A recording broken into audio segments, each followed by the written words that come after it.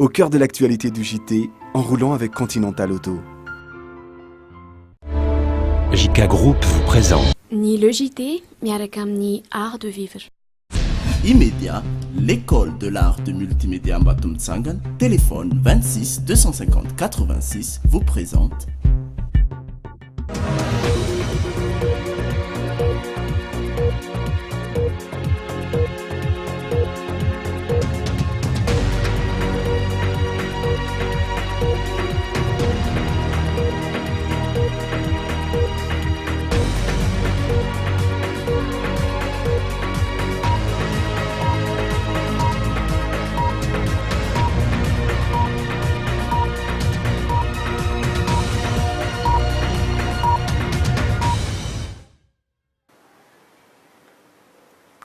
Manana daholo isika rehetra mpanaraka ny Dreamina talata fahatelo amby roapolo ny volana Jolay tonga soa atao anatin'ny logité izay hitondranao toy ny mahazatra ireo vaovao ny politika, ny vaovao sosialy, ireo vaovao ny trangam-piarahamonina ao ihany koa eo amin'ny tapany faharoa ny kolotsaina, ny fanatanjahantena ary ny vaovao hafakely sy ny vaovao avy any ivelany. Ireto avy ary ny lohatenim-baovao.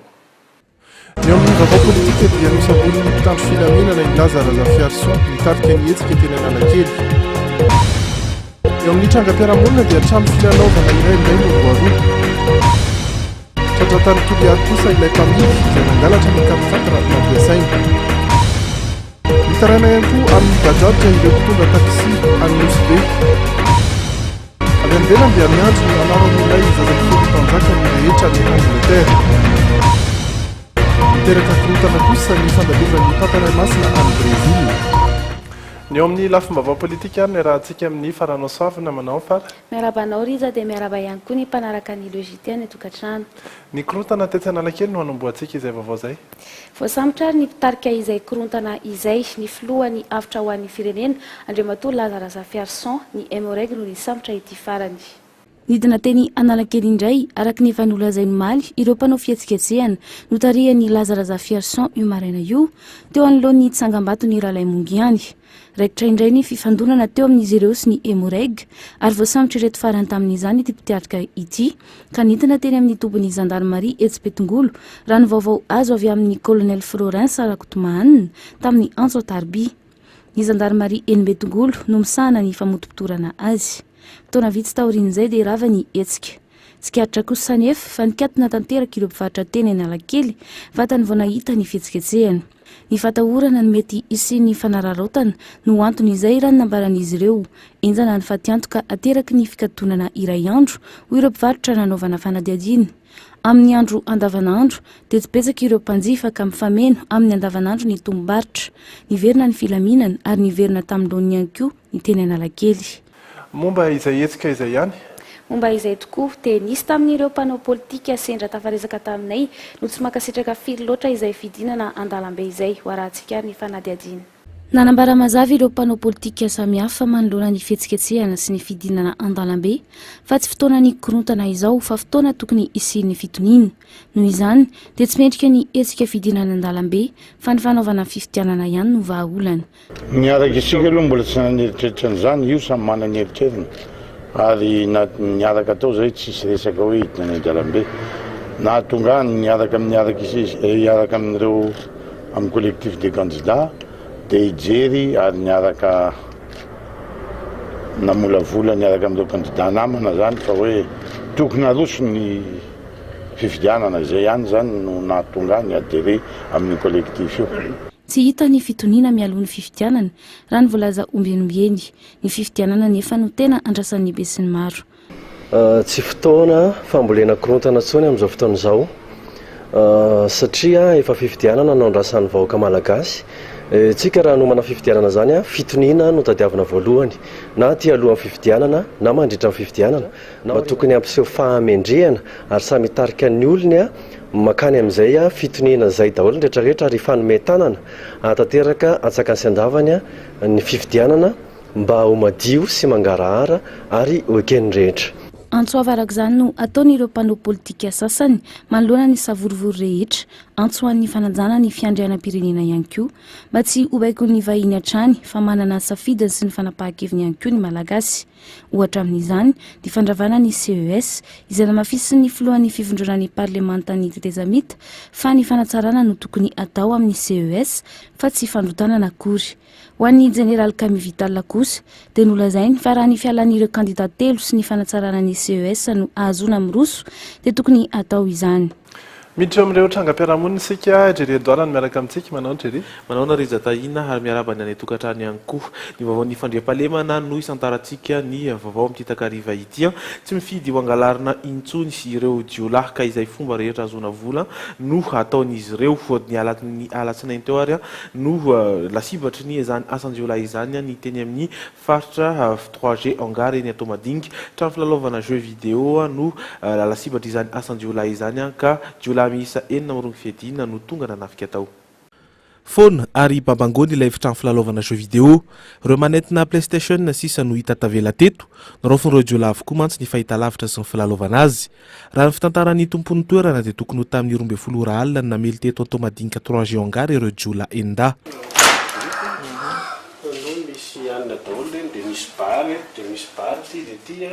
Normalement ty zany tokony midy ihany loatran'izao fa nasitriky ry zalahy fotsiny le izy dia voanohirany dalahy mafy be avy zany dia nisy ekara kely dia nisokiriny daholo amin'izay le bara sana dia voadaroka tamin'izany ny lehilahy iray ny amin'ny trano telo miaraka izy ireo ny tao nandritry ny fotoana io voaraona tamin'ny basy ary nanaovana teny mahery ihany koa naharitra fahefakadin'ilay fanafiana. Tena le tele nanam-potoana ihany zalahy zany nanaovana le izy fa rehefa tonga teto koa zany tamin'izay fotoana zay tena mbola misy tsy haiko na ino nampiasainy zalahy tena mbola mihinana maso be mihitsy tsy fatako na karazana chloroforme loatra tena mbola manaikitra maso be mihitsy le izy tonga tato fa mety zay tsy tena na inondry zalahany izy io raha tsy efa tafiditra tato le olona zay zany fandehany teto fa raha filazany olona tery zany eo amin'ny enina mahery izy enina izy no tena tazana efa ny akoatra zay tsy zareo tsy afaka hoe nanao ninina zany tena tsy samboka mihitsy zay izy zay tena problème. Ny teo amin'ny manodidina no natsikaritra zavatra hafahafa atao amin'ilay trano filalaovana ireto farany no nampandray ireo mpitandro ny filaminana izay nanaradia ireo jiolahy saingy efa tafapirisaka izy ireo. Mahatratra ny 4 tapitrisa ariary ny fantiantoka ho an'ny tiram-pianakaviana ity nambarany ihany koa fa tsy mitazona vola ny ato satria alainy isan'andro zany vola izay notadiavin'ireo jiolahy tamin'ny fotoana io. Toerana fandalovan'ireo jiolahy ny 3G Angara iny volana vitsy zay no efa nisy nanafika ihany koa ny tsenam-pivarotana iray teto amin'ny manodidina efa misy ihany ny lamina apetraka mikasika ny fisorohana ny asa ratsy saingy tsy ampy zany ho ireo mponina eny an-toerana. Resaka fandriam-pahalemana ihany alatra fiara indray kosa Nivatipitokisana tamin'ny mpampiasa azy ny mpamily iray ka nandetika ny fiara izay fitondrany mandeha miasa tany Toliara no natratrarana ity mpamily ity teo amin'izay ny fiara miasan'ireo polisy avy aty Antananarivo sy ireo tany an-toerana. Fiara tsy mataho-dalana Nissan Patrol no votoantin'ilay fitoriana napetraky ny tompony tamin'ity volana Jolay ity tany Toliara no tratry Augustin mpamily ilay fiara 4x4 izay ampanofaina na location. Vodikodina hatrany anefa ilay tompon'ny fiara nandritry ny efa-bolana nanaovana fampanofana. Augustin tamin'ny fotoana io efa tany Toliara nanome ilay fiara ho atao antoka tamin'ny findramam-bola ray tapitrisa monja. Nisy ny fifanankalozam-baovao na renseignement judiciaire teo amin'ny polisy misahana ny Eloka Bevava Sakelika Fatelo na BC3 sy ny tany Toliara ka noho ny fikarona nataon'ireo polisy tany an-toerana dia voasambotra tao amin'ny trano fandraisam-bahiny iray Augustin.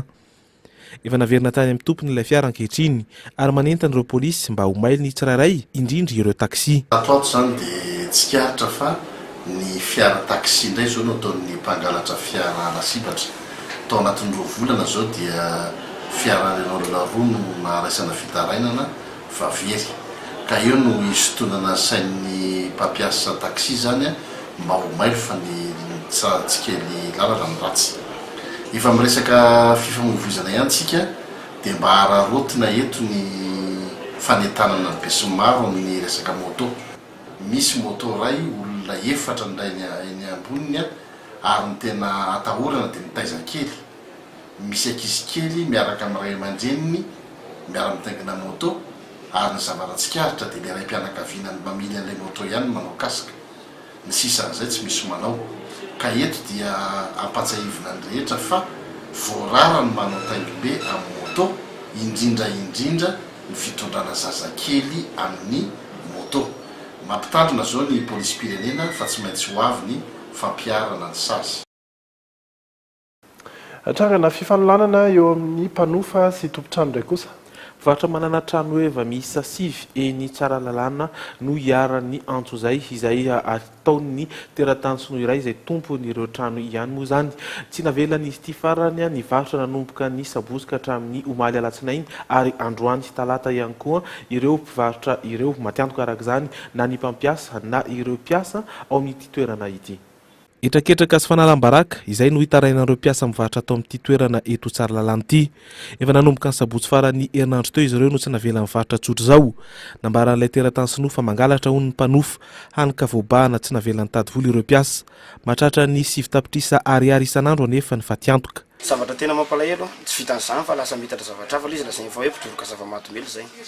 Etrete maly alatsinainy zay zao nanomboka tsy nisokatra andro amaraindray vao tonga aty sy tamaraina nitabataba tamin'ny patron tao ambany tao mpangalatra tsy mivonitsena aka polisy ako tsy mivonitsena 2 jours zany zay tsy mivarotra vola miditra aminay isan'andro 45 millions 2 jours zay tsy mivarotra perte 90 millions zany zay nefa zay eto manana mpiasa 1.5 menada.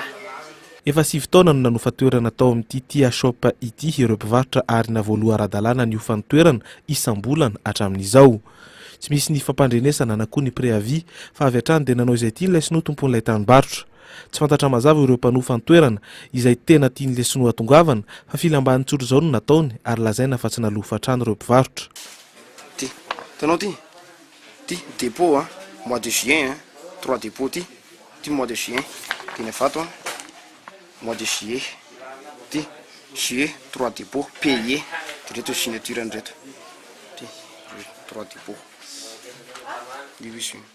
Araka ny fitantaran'ireo mpivarotra manofa ny toerana hatrany dia toa efa misy olona tian'ilay sinoa omena ny toerana no haniny saingy tsy manara-dalàna ny fomba entina manala ny mpanofany. Raha ny loharam-baovao voaray dia misehoseho mafantatra olona any amin'ny fitsarana sy polisy ilay sinoa ary mirehareha amin'ireo mpivarotra mpanofa roainy amin'ny fomba tsy ara-dalàna ity.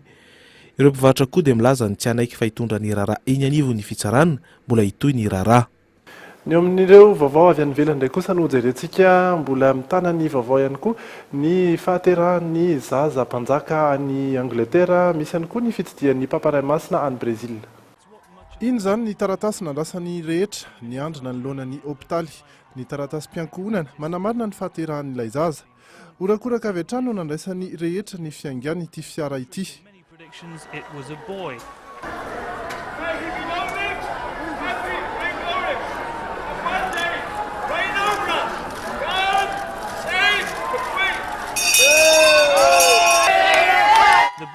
Lakely no mpanjakatsika amin'ny hoavy hoy ity vehivavy ity miantso ny vadiny.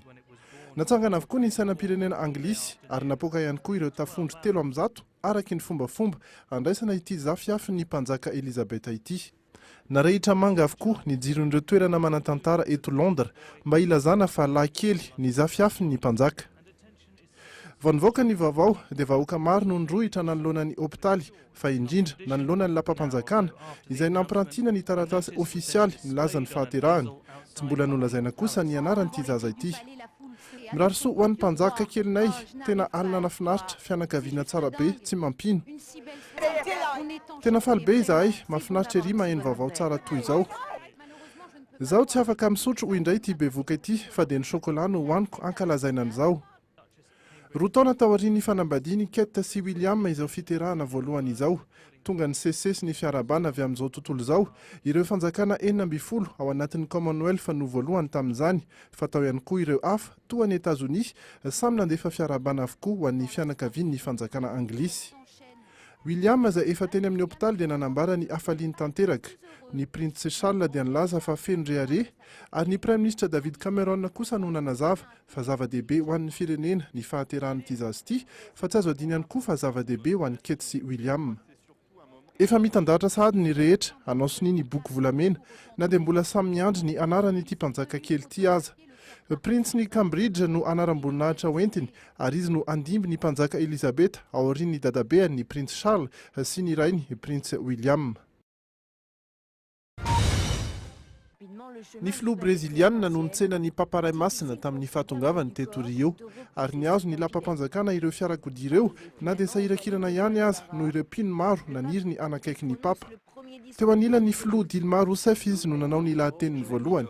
Tsy manana volamena aho na volafotsy fa ny sarobidy indrindra no entiko dia Jesosy Kristy hoy izy tamin'izany. Avy eo izy dia nivadika tao amin'ny papa mobile nanakaiky ireo mpino analy nefa niandry azy fatratra eran'ny lalana. Kelikely taorian'izay nefa dia nivoaka ireo mpanao fihetsiketsehana teto Brezil nanoloana ilay lapam-panjakana nandalovany teo ihany no tsy maintsy noamafisina ny filaminana.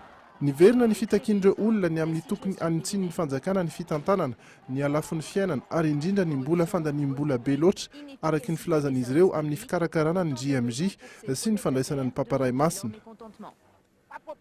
Tsy emotra mihitsy izahay hoy ity lehilahy ity fa hiverina eto isan'andro isan'alina. Vola $50 no voalaza fa lany ny fanjakana breziliana amin'izao fandraisana ny papa izao sy ny JMJ. Be loatra hoy ity tovolahy ity, vola tokony ho ampiasaina amin'ny fampianarana izany. Ankoatra ny JMJ na ny Journée mondiale de la jeunesse dia hitsidika fonja samihafa ihany koa ny papa François eto Brésil. Mbola iresaka ny vaovao ny fanatanjahantena, ny kolotsaina ary ny vaovao sosialy maro isika aoriany dokam-barotra.